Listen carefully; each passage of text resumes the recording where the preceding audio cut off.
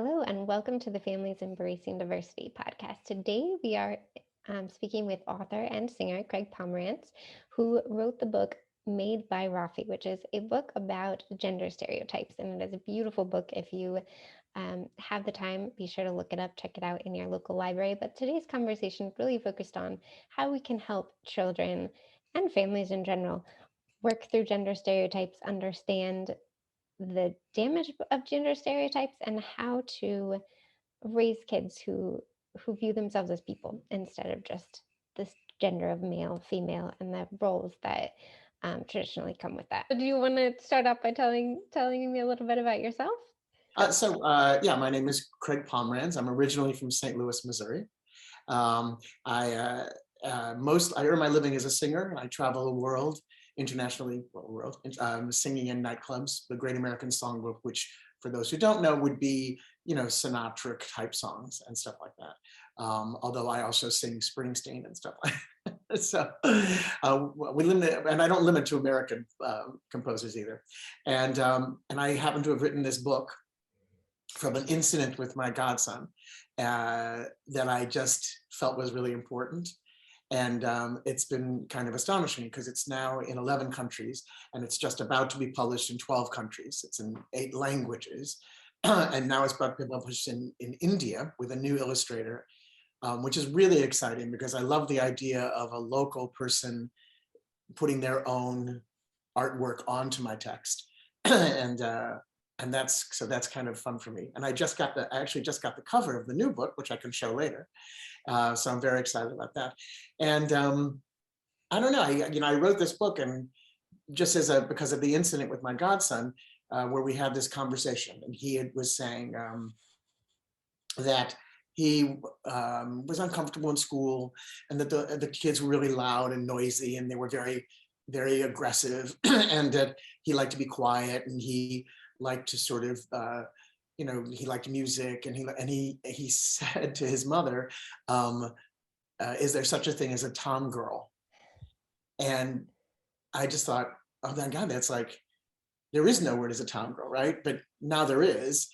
But even the point being that tomboy is like a positive thing, like, oh, she's assertive and she can do this and she can do that, which tells you how misogynist our world is. But tom girl, and already people sort of raise their eyebrows, and what does that mean?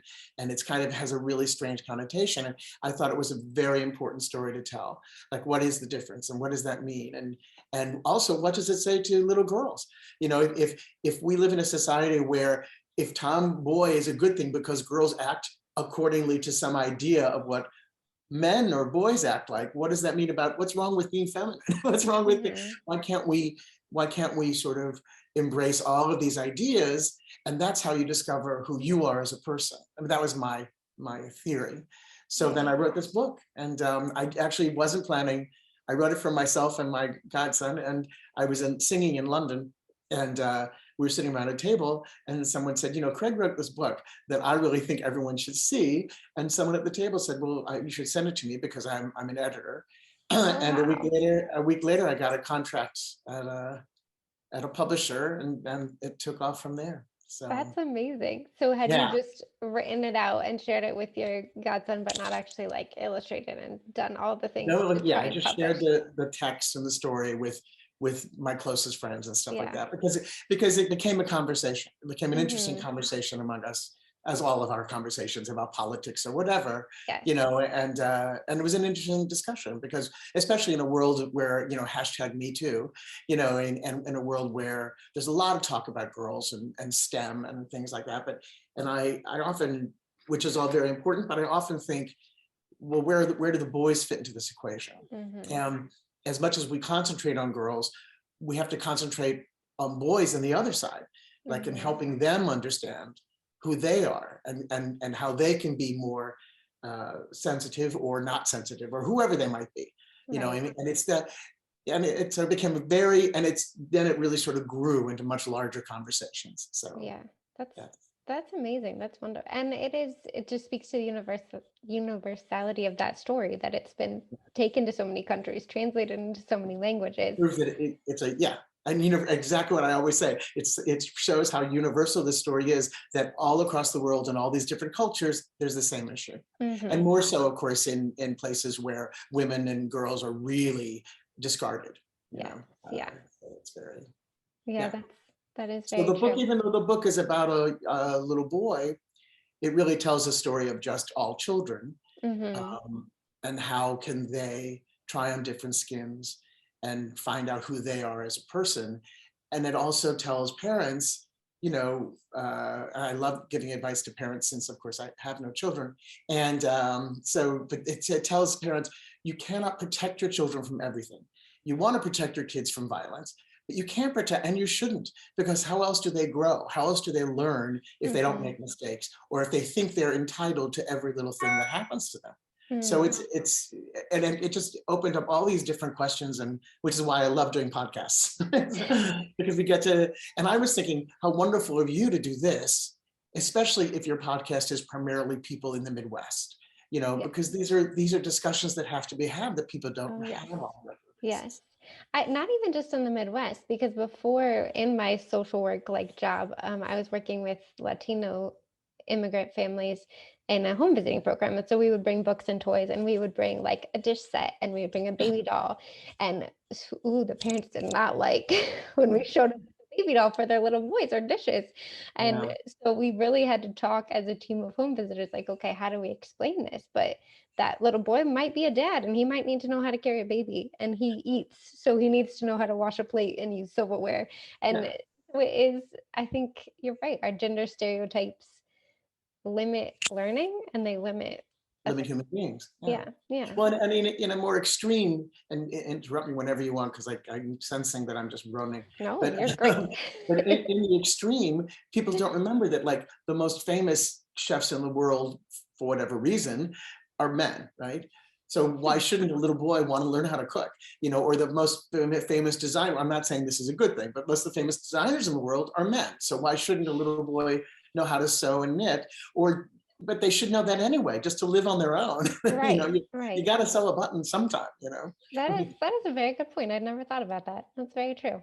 I wonder if that has to do with the glass ceiling and gender and all of that, or if it's a talent thing, and it's that's a very interesting can of worms I've never opened. The talent thing is the glass ceiling, right? Because people have talent, but if someone's not willing to let them do it because they think, I do think that's sort of the misogyny that we're talking about. Is this idea of well, I'm raising money for a restaurant, the guy's going to know how to do this. The guy's going to know how to help me do this business, even though, the woman next to him might be much more talented chef. Clearly these things are changing, although still very slowly. I mean, I think that if you looked up on this thing they call the internet, if you look up, you could probably see that, still most of the major chefs in the world are men, most of the major designers are men, and that has not changed, which is, I mean, it's slowly, but very slowly. Same thing is that it's a big deal in my industry, in the movie industry, right, or the TV industry. They're always talking about how many women directors are up for something, or how many, but the process shouldn't be about changing roles and making it women because they deserve, it should be women, not men. We should be allowing women to develop their own properties that we can see. Right. Equal opportunities, that it should be just as easy for a woman to get to that space as a man, just like what we get into with race and I mean, I was sort of leaning on the idea that there are all these new versions of old movies where they're switching the gender of the roles. I'm not terribly opposed to that, but I just sort of feel like, well, I am opposed to when it first started, all of these new movies were remakes of old movies where the women were doing as horrible things as the men. So I was thinking, so you're saying to me that a woman can be like a National Lampoon fraternity, obnoxious, cursing, violent person? Is that the story that women want to tell? And what's wrong with the woman telling her story where she's a woman? Why do we have to say, well, she can be as horrible as this fraternity guy is? Not that all fraternity guys are horrible, but you know what I mean? Right. That's a weird thing to me. Why lean into the negative stereotype instead of lean into something positive? Yeah, that's a good point. I don't know. So this book was originally made for your godson, but who would you say it's for now that it's all over I the think it's, world? well, it's my books. I think it's for everybody. Um, but I did, the reason I say that is because what I found was I was getting a lot of mail from caretakers, from Mm, parents, from educators, and talking about the same situation you were talking about, that if they were in Asia, a lot came from Asia, and hmm, they were saying how, this is uncomfortable for this person, but your book made me able to make it comfortable for them to see, and sometimes it's about their child. The most surprising letter I got was from the parent who said, until I read your book, I did not realize that my child was in fact the bully. And wow. so that was a totally unexpected. And that's the wonderful thing about art of any kind, is when you release it, it's gone. So people interpret it however they want to interpret it. So it's, for me, and this is all very new to me, but for me, it's wonderful to see how someone finds something different in it. Everyone finds Hmm. something really different in it. But I think it's important. I hope that it tells people that there's nothing to fear about what your child does, that your child is just trying out things in his life or her life, and or their life, I guess, and trying to figure out what it is and who they are. And if you do the things to stifle it because it makes you uncomfortable, that's a problem, Hmm. because then they see the negative side of that. I had friends who very evolved, sophisticated parents, and they had a little boy who wanted to wear high heels, which, as far as I know, is a rather common thing for little boys, as far as all the psychiatry books I've read and stuff like that. And they were like, "Hey, that's cool. That's fine. It's fine. It's fine." And one day he said he wanted to wear these high heels to school, and his parents said to him, "Well, you should probably do that at home, where we can be with you, and blah, blah, blah, and not do it out in public, blah, blah, blah." And I had to say to them, when they told me this story, I said, well, you realize you just doubled down on the problem, because now you've told him there's something odd about it. There's Yeah. something weird about it, and something perhaps wrong about it, that it can only be done in this safe location. And I said, how are they going to experience their life if they do it outside eventually, or whatever it happened. I mean, Right. I just think they didn't understand that part of it. And it also, even understanding it didn't make it any easier. Right. Everyone's, and the other thing is, you cannot, the big craze, I call it, is the concept of bullying. And it's a little frustrating for me, because no one seems to understand you'll never stop bullying. So you don't, I'm not saying bullying is a good thing, although actually perhaps psychologically it is. But the point of it being that, you want to give your child the tools not to be victims of bullying. Hmm. But your whole life, all through your life, is all about measuring who you are against the person next to you. And sometimes that results in teasing or bullying. So you can't, so the idea we're going to stop bullying is like, well, you can't, again, it's not a world, it's not just this easy, wonderful world where things never happen to you, where you can't build up any kind of resistance to anything. So that's another really interesting topic to me, is how do we help people understand that bullying is not the problem. It's the tools of giving your child to help them become more resilient Mm, yeah, and that's a not good become point. victims. Sounds like the next book. I've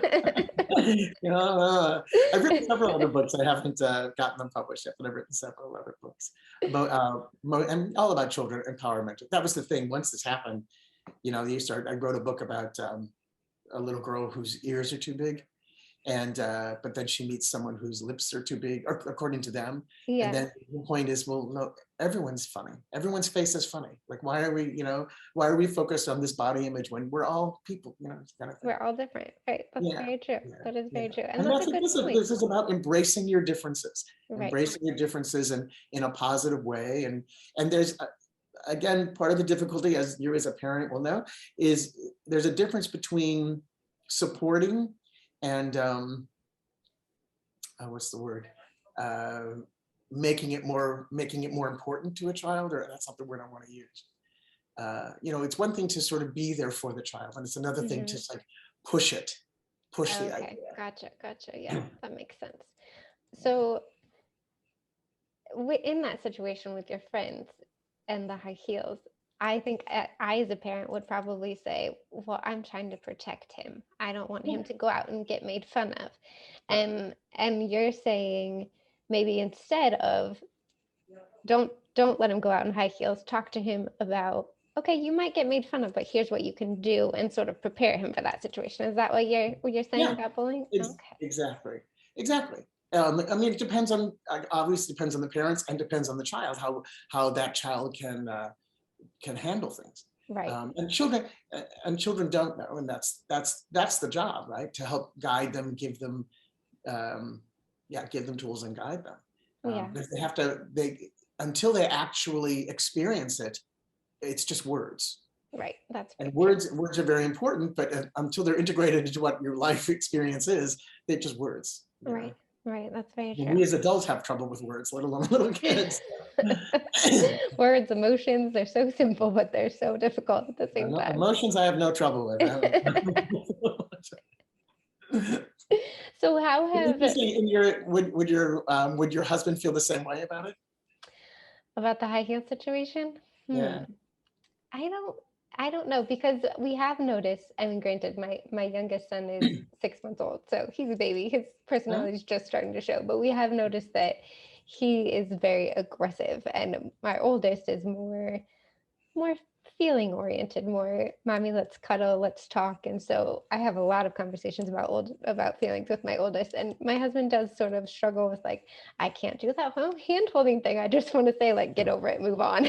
So I think yes, we would, in the high heel situation, it probably would be, I don't know about that, but it would be more our discomfort of, you're going to get made fun of, this might be bad Well, for I and I you. will and I will tell you that, not that you asked me for a therapy session, but as I'm sure Go you for it. realize, making your husband have these conversations with you is the most important thing. Yes, Because yeah. you want to be not only because you want to be on the same page, but because, like anything else, the more you do it, the easier it becomes. Right, yeah. And it does. It takes a lot of practice. That's not something boys are trained to do in Yeah, most cultures. And yeah, he's Mexican, so in his culture, definitely not something he was even allowed to do. He wasn't allowed to have feelings. yeah, They were told, suck it up, deal with it, yeah, the end. So that's yeah. the narrative that we're finding a middle ground in. So yeah, it's a difficult thing. And I do think that a lot of parents, when kids have questions about, oh, mommy, can two boys get married or can two girls get married? As parents, that is a difficult place to, okay, what do I tell them? Because I don't know how to enter into this conversation. So, how do I not make myself uncomfortable in this explanation? Does that make sense? But it does, except that what's wrong with you being uncomfortable? Nothing at all. Yeah. But I think that's where parents go in our minds, of like, ooh, I don't know what to say. So, Yeah, I'm just, but after all these things that we're talking about, no one says it's easy. right, But right. but this idea that a parent can show that they're uncomfortable is not a bad thing either. Yes, that is very So true. it's yeah, you brought that up. It's funny because I have a friend uh, who's long time ago, whose nephew, a male couple, and his brother's son, when he was 8 years old, did a comic book at school, and it was about a prince falling in love with another prince and getting Oh, married. wow. And when the teacher said, which is interesting because the teacher was concerned and said, "What does this mean?" And he said, "Well, I have my uncles live together and they're really happy. I really love them and I love visiting them and I love this and we do this," and telling them just in life, when sometimes we go to the museum and like this. And so I thought, well, they're like, aren't they married too? And it wasn't any thought about sexuality or how Mm, weird. It was just his life experience was these two people that he knew loved each other and like his parents loved each other. So aren't they married too? I mean, right. I was just like, I can't believe that. I said, that's a storybook. Right. Yes. And now there are, of course, children's books like that, but I thought it was the sweetest thing. And they, of course, thought it was just Loved it. unbelievable. They weren't, we were just living our lives. And this Right. is what this child picked up on. Right. Children are so much better at these complicated issues sometimes than adults are. I know, I know, I know. What are some ways that educators and families have told you they've used the books in classrooms or in their families? Well, Used it Made brings by up a lot Raffi, of, sorry. yeah, and it brings up a lot of conversations. Depending on what they're trying to talk about, usually with this book, it's about the story of like, well, why can't the girl be president? Which Mm-hmm. is the broader idea. Or and usually it's usually about the girl, which is why I think it's interesting. It's usually Huh. about why can't the girl do, computers, and why can't the girl build an automobile, that kind of thing. Although I don't know any boys that make automobiles. I don't even know how that happened, but True. yeah, so the same thing. And then it's the same thing with them. They have that conversation. What do stereotypes mean, um, and um, why do we have them, and is it important? And there are a lot, and kids, there's still many kids who grow up thinking, well, mom makes dinner, you know Mm-hmm. and those are very simple, basic things that change the world.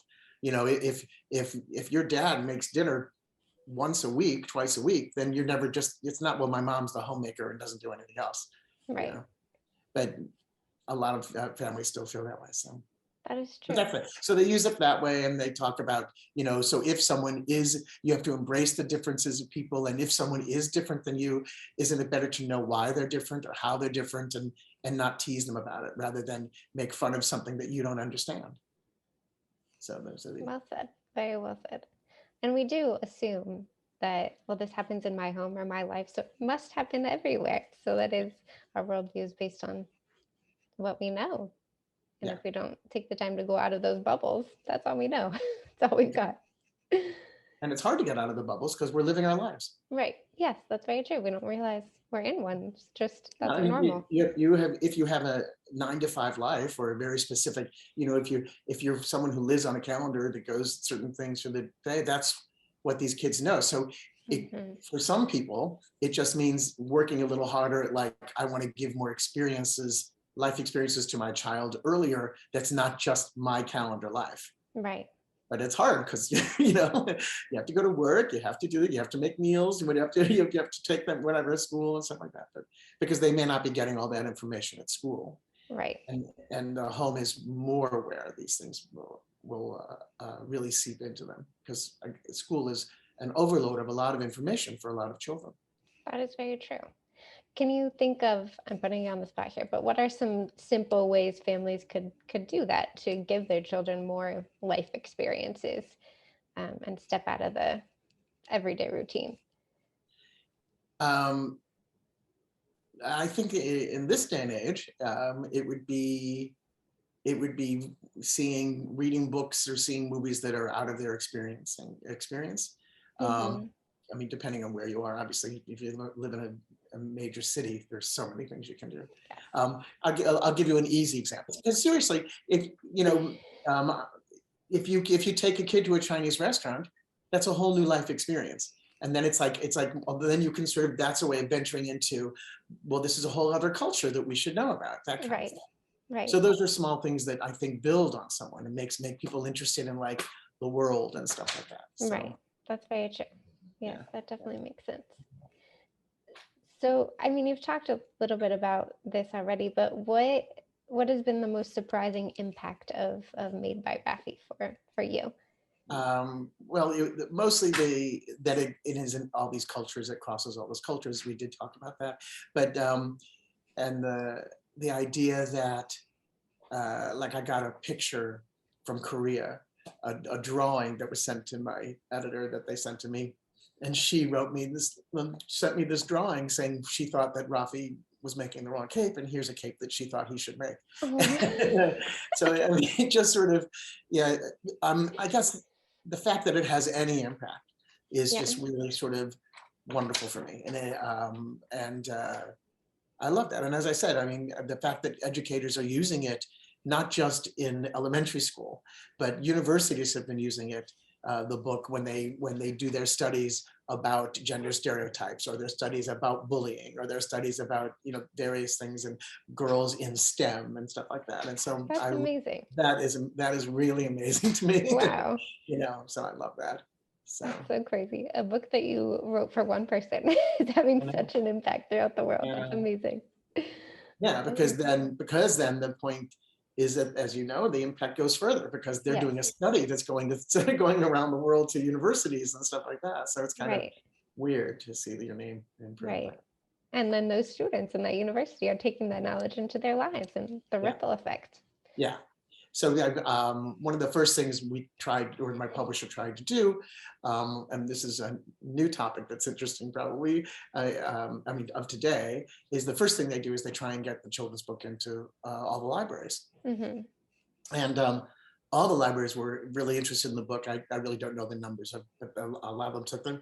But I'm just thinking in terms of today, where I don't know if you've read, but in Texas, where they're banning all these books, and I don't think Made by Raffi has been banned yet, because it's not a book about sexuality, but it is a book about challenging gender stereotypes, and those are the kinds of books they're being banned and taken out of libraries in Texas and stuff, which is unbelievable. Yeah. A whole nother topic. I'm from Missouri and you're from Indiana, so yes. But we know these ideas. We do, and it's so interesting how to be in that situation where you can kind of see both sides, because people who are on both sides, and to try and Well, and I don't know what it was like in Indiana when I grew up in St. Louis. None of this stuff was a problem. We were like, no, you're supposed to know everything and do everything. It's I was from a very, I don't know what the word is, socially conscious high school and elementary schools and stuff like that. So it's progressive, I guess. But that's great. The St. Louis that I knew was not the St. Louis that's now. And it's and everything, cities go in waves, but it seems a lot more conservative than what I grew up with. It's shocking to me, Missouri. That is very interesting. No, here, growing up, we were very sheltered.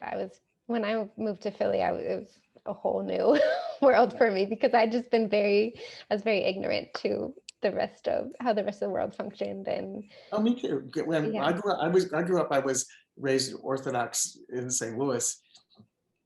And when I went to Carnegie Mellon, I was 16, and I'd never been away from home. I'd never, and here I'm going to university. It was just like, and Pittsburgh was just a different, I didn't think about it because it was just what I was doing, and I was excited, and I was doing my courses, but it was a very different world for me, because I didn't know anything. What did I know? Yeah. It was fun. It was an exciting experience, but now to come back and realize, oh wow, so much about me as a person has changed because of these different experiences, and this world is still very, very similar to how it was when I left. So the Midwest is still, or this little bubble of the Midwest. You get to bring your story back to Indiana and help move that forward if you want to. Trying, but at least for your children. Yes, exactly. At least for my own children. Yes, definitely. Yeah. That's funny. Yeah. I have to think about that. It is. It's very interesting. So that's interesting that Missouri is now more conservative. And I don't necessarily think, even in the thing is the city, St. Louis, expanded so further back into the country than it was when I was there. But even then, I don't know. It's like now, it's like there's. Anyway, I don't want to get into politics, but it was, I was surprised to see all the extremists in my class in high school, who when I grew up, no, they were all like, feminists and, everything. So it was interesting. Yeah, that is that's a whole nother conversation. But it is a whole, but I think people felt like they had to choose sides, and some people got more into certain habits and ways, and others went the other way, and the contrast is just much bigger than I think I realized when I was growing up, or than it was when I was growing up. I would agree with that sentiment. Yes, definitely. So for the child that, let's say, feels feels like Raffi, that he feels like he's different. What is your advice to him or her? Well, it is really true in the book what my friend said to her son, that you are Raffi. You are your own very special person. And, Mm-hmm. that's the only thing that matters to us. We're proud of you, and we love the things you're interested in. And that's the kind of support you want to give to a child. I think we don't just support you, we like who you are. Yeah. And I think one of the issues could be that if someone is so uncomfortable with what their child seems to be doing, that registers immediately. And then if you can't sort of find a way to make them understand that we support you and love you and this is who you are, this isn't the answer of who you are permanently or forever. This is just Mm-hmm. a moment in your time. All of that registers to a kid. Yeah. And Yeah. it's important to just that's the unconditional love part. It's the non-judgment of what's happening, because the minute they sense judgment, that's when problems, I think, start. Mm-hmm. No, I think you're right, because when it's forbidden, it almost sometimes makes it more attractive or makes them kind of lean into it more. Whereas if you just go with it and see where it goes, a lot of times the It course dissipates. changes anyway. Like Yes. my son wanted to have a red mohawk when he was 3, and I was like, "Oh my gosh, no!" And my husband just said, "Let's let him, because when he's 16, then he probably won't want a red mohawk. He'll probably be over that phase." And he was right. It lasted not even a year. It lasted like 6 months, Yeah. and he was done with it. But And, kids are also very perceptive. They know, even if you say, "Oh, that's great," they know your intentions behind it and your true. If so it's a yeah, and I think so. I think that I forgot what the question you asked me. What we would say. There are two things that I think parents usually know. So I'm just repeating things people know, and that is don't speak to a child as a child. Speak to them as who you are to who they are. Mhm. Speak to get down to their level physically to speak to them. Those are the things that matter. And and I thought of something else, and I just ran out of my head. But I hate mean, it I when that think, happens. yeah. But you know what I mean? It's not like, oh, you're gonna do no no no no no. It's like you speak Mhm. to a child like a child, like an adult, and also it helps them immediately. Their language gets much better as Yes, well. very true, very true. So I don't know. support them, Something else I was going to say, I forgot. Oh, support I them. know what I was going to say. Listening is important because it's very hard. There's a very famous story. You can edit this out if you want to. There's a famous story that's told about a young boy is having breakfast with his father, and they're sitting there and they're just eating. And then the little boy looks up and says, "Dad, what's homo?" And so his father says, "Oh, well," and then he goes to this long explanation about sometimes, two men, they like each other a lot and blah, blah, blah, blah, blah, blah. And then the little boy says, "Well, why is it on the milk carton?" Because he could only see the corner where it says homogenize, and it says, "Whoa." So it's like, it is important to really listen to the child and know where their questions are coming from. Yes, yes. And the reality of their questions, because that the root of that word could be so many different things. Homo Exactly. sapien, homogenous. So Exactly. Exactly. that's so funny. That is very true though. Very, very true. So then what are some practical ways that all parents can help combat gender stereotypes in raising their kids?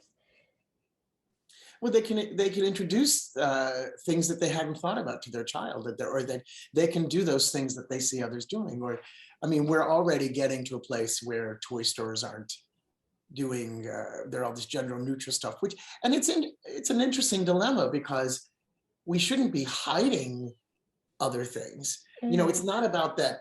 It's more about that a boy should be able to play with a Barbie rather than Barbie should be non-binary. I yes, mean, yes.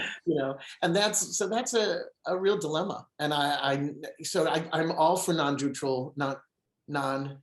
I'm all for neutral gender toys, Right. but I'm also for like toys. I mean, and it's more about, so because we still do that. I mean, even like I know someone came out with, I get all these Google alerts. I know someone came out with a kitchen for boys. It's like a blue kitchen for boys. And I'm like, well, why does it have to be a blue kitchen? It's just a kitchen, Right. So it's like, I don't know. So, but I think it's important to introduce things that you wouldn't normally introduce. And it's an opportunity because probably as children, those parents didn't have that opportunity. So it's probably not within their mindset to do this kind of thing. But if you have a kid, especially a kid who's has interests or is artistic or just interest, it's like you have an opportunity to see what other interests there are. It's a boy, it doesn't always have to be throwing a football, and getting a brain disease later in life. No, or it could be, and it could be, oh my God, it could be anything. And especially if you're doing things together, if it's a girl or a boy, when you all cook, if you cook together, I love baking and I do a lot of cooking and baking, and I love doing that with my godchildren, boys and girls, and I just think that's, they grow up learning how to cook, or at least liking food, which may not be a good thing, actually, but a little too much baking. But, A little sugar is a good thing. and the COVID, a lot of baking in this house, let me tell you. Yeah, this one too. Yeah. So and also there's those, it's always, I think the great thing is finding the time, which I know is the hardest thing for parents probably, is finding the time to share these things together. And not just, it shouldn't just be mom is going to teach you how to make chocolate chip cookies. It should be dad and mom, or dad teach. You have to think about mixing it up so that they understand that this isn't a specific idea, that they can grow up with. But again, it's fine. It's making that does take effort. It does. Because as always, as you said, you're living your lives. So it's hard to sit there and say, oh, okay, well, I should probably, but it's great to do. If you say, every Wednesday, we're going to do something with this kid together, or separate, or you're going to, or you're, that kind of thing. That's a great thing. I like that. I'm going to put that on my calendar. No, that's a great idea though, to put it on your calendar and say, all right, Wednesdays are family exploration day or something like that, so that it happens. And because it is, you have to consciously step out of your normal and step out of your role. And that's hard to do, especially depending on how you were raised, your culture, your background. That's much harder for some people than others. So, but it feels so good when you do it. It does, if you're benefiting from it. If it hurts you, if I'm a man who never had to cook and all of a sudden my wife is saying, no, one day a week you're going to cook, I don't think it would feel good to me as that man. I would be like, oh, I want to sit on the couch and relax. I just got home.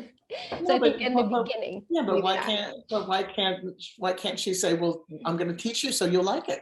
And they may end up not liking it, but at least they've had that experience. That's true. That is true. The process isn't about sticking with something forever. It's about like, well, let's try this and see if we like it. And if we do, great, we'll continue. If not, well, we'll find something else. Trying something new, right? And the things that served our parents and our grandparents probably don't all serve us now in the day and age that we lived in.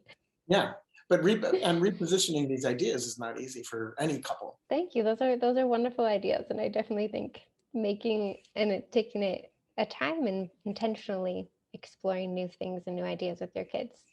It's not hard to do, but it would make a big difference.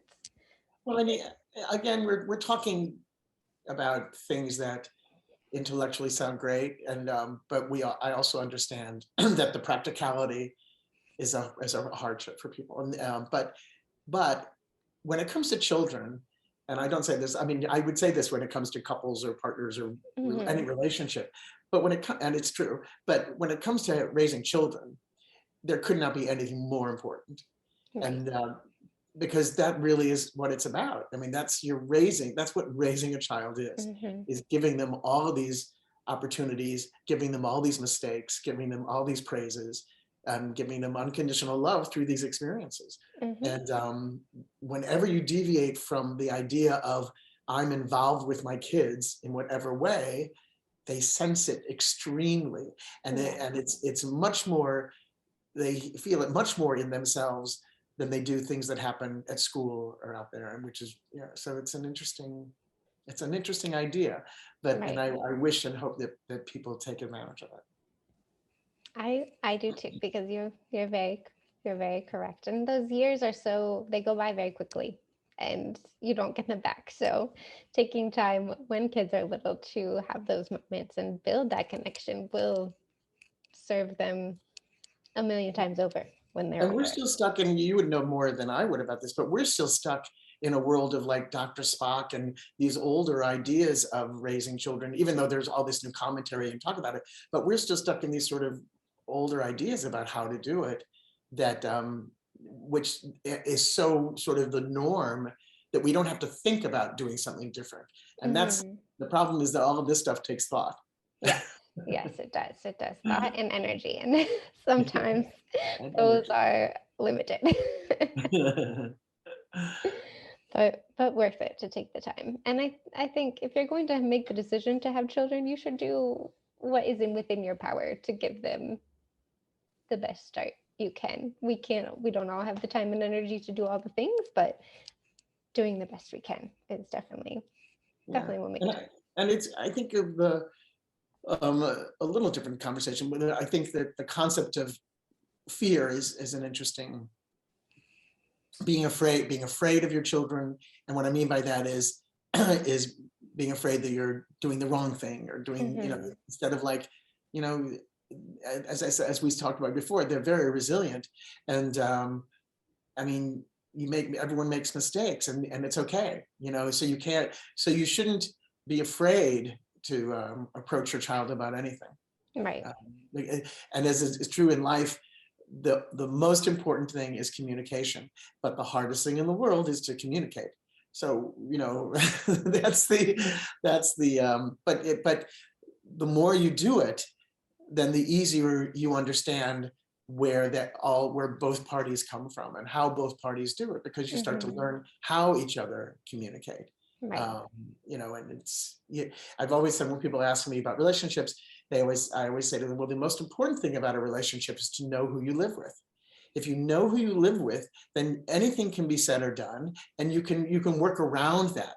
But if there's so many questions because you don't know who you live with, and that comes in conversation too. If you can't get an answer to a question because they can never answer that question, Mhm. you got to wonder what that's about, because you don't know who you live with, because there's always a way to communicate something. But you both have to be on that page of, I'm willing to open up and communicate in every way possible to find those answers. Right. Yeah. And that also takes a lot of time and intention to get to know who that person is that you're living with. Yeah. Yeah. Yeah, because if you're working 9 to 5 and you're exhausted, you're coming home, and it's like, do I have to communicate now? But the thing is, if you can make it second nature, then it's not so much of a problem. And then the more Mhm. you delay that idea, the more that you push it away, is how it becomes harder. It's like anything; it becomes harder and harder Right. we'll deal with this later. It's like, well, it's a little harder later. Right. Because then there's more We, laters on top of that later. yeah, and even if you say, look, we don't have to find the answer now, but we can at least sort of touch on the subject, so that at least we know that we're going in a direction. Right. Because Right. otherwise, you're going to just keep going back and further and stuff like that. So I don't charge much for. This is great for therapy session. Let's schedule one again next week. I'll send you an invoice. Great. Perfect. Oh No, my. but wonderful, wonderful thoughts and wonderful advice. Is there anything else you would want to tell listeners about your book or about Well, parenting, relationships? this is the new cover of the. Oh, is it backwards? It's back. No. Well, it looks. No, I It's think that's. backwards on that thing. Anyway, but that's the new artwork for the new book coming out in English. Oh. Very exciting. I don't know if I have my other one here somewhere. Oh, here it is. Let me get my other one. There we go. And this is the other one. Yeah, that's the one I've seen. Yeah. So yeah, I'm very excited. So it's coming out in March, and it's with an Indian platform called Boyish, which has right now they're putting out 3 books about how to raise the boy. and Mhm. in positive ways. So that's very exciting. And That's India is a big country, so we'll see what yeah. Yeah, happens. that's very exciting. That's exciting. Yeah. No, my website is craigpomranz.com, and you can go and you can listen to me sing, and you can also email me, and I have books that I can sell, because I think that because the book's coming out in India, we're no longer selling the English books except for the ones that I have to sell here. But Okay. I mean, you probably can find them on Amazon still. But and I sent you the song that Yes. so they can listen to the song. Amanda McBroom, who wrote the song "The Rose," and Michelle Browerman, who they're composers. They wrote a song for the book after they read the book, and but for me to record. So that's on my website as well, or my YouTube channel, or whatever. Wonderful. So many, and I will make sure there are links to all of these things in the Okay. description. Well, thank you again for your time, and thank you for sharing all this wonderful information and for writing this beautiful book. And Thank hopefully there will you. be more to come.